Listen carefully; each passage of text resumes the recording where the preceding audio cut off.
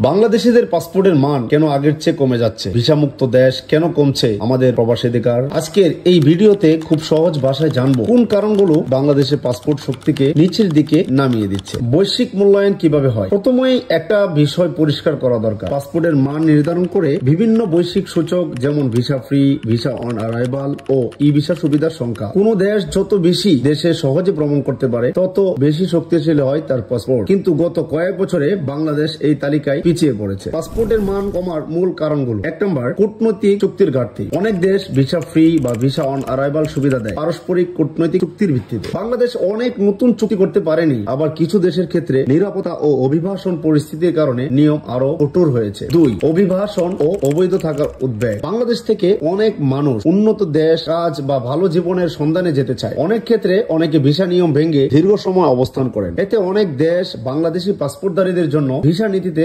কঠোরতা আনে। 3 নম্বর, নিরাপত্তা ও বায়োমেট্রিক ব্যবস্থায় সীমাবদ্ধতা। অনেক দেশ এখন উন্নত বায়োমেট্রিক, ই পাসপোর্ট যাচাই, ডাটা শেয়ারিং এগুলোকে গুরুত্ব দেয়। বাংলাদেশ এক্ষেত্রে অগ্রগতি করলেও আন্তর্জাতিক মানে পুরোপুরি একীভূত হতে সময় লাগছে। ফলে কিছু দেশ বাংলাদেশি ভ্রমণকারীদের ক্ষেত্রে সতর্কতা বজায় রাখে। 4 নম্বর, অর্থনৈতিক ও রাজনৈতিক স্থিতিশীলতার প্রভাব। একটি দেশের অর্থনৈতিক সক্ষমতা, বৈদেশিক সম্পর্ক, রাজনৈতিক পরিবেশ সবকিছু অন্য দেশের সিদ্ধান্তকে প্রভাবিত করে। যেসব দেশকে তারা হাই রিস্ক মনে করে তাদের জন্য ভিসা নীতি সাধারণত কঠোর হয়। 5 নম্বর, ভুয়া ভিসা, জাল পাসপোর্ট ও মানব পাচার চক্রের প্রভাব। এই বিষয়গুলো আন্তর্জাতিক ইমিগ্রেশন কর্তৃপক্ষকে আরো কঠোর হতে বাধ্য করে। এতে সাধারণ ভ্রমণকারীরাও ভোগে। বাংলাদেশি পাসপোর্টের মান উন্নত করতে সামনে আমাদের কি করণীয়? আরো শক্তিশালী কূটনৈতিক উদ্যোগ, নতুন ভিসা মুক্ত ও ভিসা অনারাইভাল চুক্তি, আন্তর্জাতিক মানের ইমিগ্রেশন নিরাপত্তা ব্যবস্থা, মানব পাচার ও জালিয়াতির বিরুদ্ধে কঠোর ব্যবস্থা, নাগরিকদের দায়িত্বশীল ভ্রমণ আচরণ। এই সবগুলো মিলেই ধীরে ধীরে একটি দেশের পাসপোর্ট শক্তিশালী হতে পারে। আপনি যদি চান